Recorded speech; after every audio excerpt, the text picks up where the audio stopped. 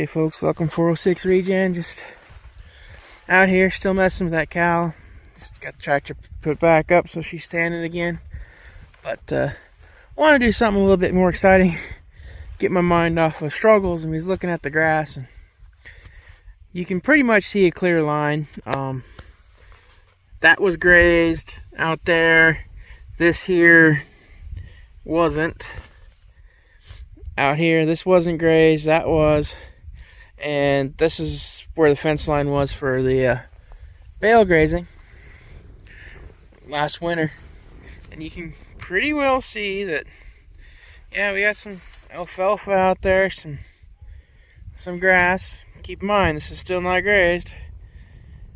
You know, to right there, that's what it did. Non-bale grazed. Now, starts fence line, we go the other direction. And this is where all the bale grazing happened. Now, yes, there's thick spots, especially in front of this shed. As I've said before in previous videos, we had to come back because of the storm and feed out here again. But you overlook the few spots where the grass isn't coming through yet, and they will next year, the year after. Just the amount of difference that the brome is. I can come anywhere out here and find blades that wide. I mean, look at that. Wide as my thumb. Anywhere. It just improved so much just in the 1 year's time. Like I said, like right here, the animals didn't get a bale here, and you can see you see the ground. You can see it's pretty well capped because of the heat and the rain. But then you look out there and there was bale. You can kind of see there is the bales and where they had the area knocked down. Same with around the shed. People will say, oh, well, that's just runoff or something, whatever, from the shed. It's not. We'll work our way this way and you'll tell. But now look at, there was hay under here.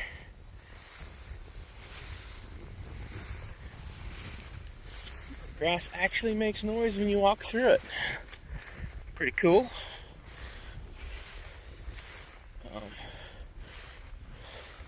Some of this brome out here is getting really stalky, which you don't see anywhere else. And I'm not a big fan of the stalk necessarily, but I'm a fan of that. Now that's the same exact grass species is where we didn't bale graze. All this is just because of nutrients. I'm going to say animal impact as well.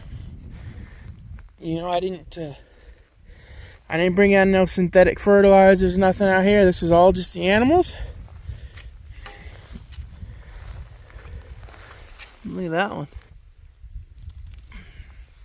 Pretty nice. Like I said, you can pretty much walk anywhere out here at the moment and find grass that you have a hard time even seeing the ground on. I'm going to take you to the best spot, I suppose. It's right over here.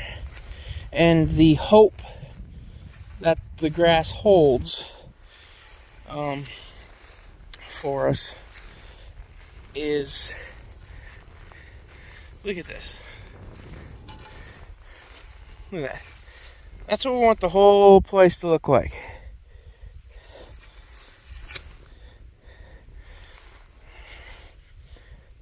I don't know if I got it in the ground far enough don't want it in the ground necessarily, but just a good height indicator. No, that didn't work. But yeah, no, that's what we want.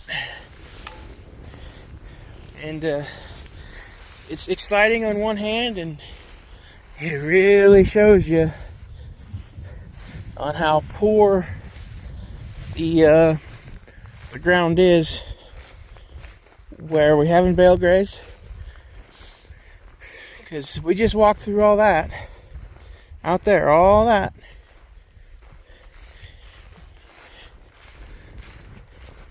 And I'm gonna be fair, I'm not even gonna judge this little field edge, which you can follow this field edge right along, right to a bale grazed area.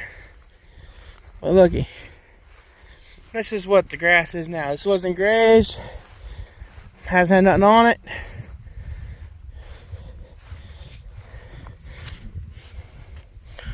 It's you know, pretty sad.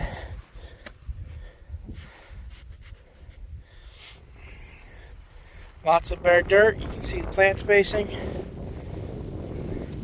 Lots of bare dirt. So bale grazing is awesome.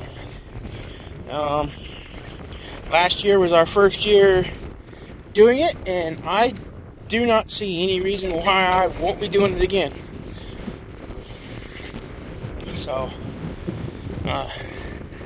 we'll leave it at that for the moment.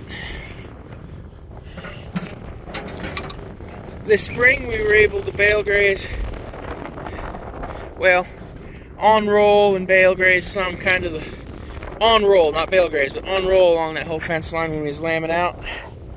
So we'll see what that turns into. And yeah, this out here, you can't be too hard on this. Just had animals on it and it was grazed. It is what it is, but it's that out there that super exciting, folks. That's 1 year. That's 1 winter of feeding, and that's what the grass does. 1 year.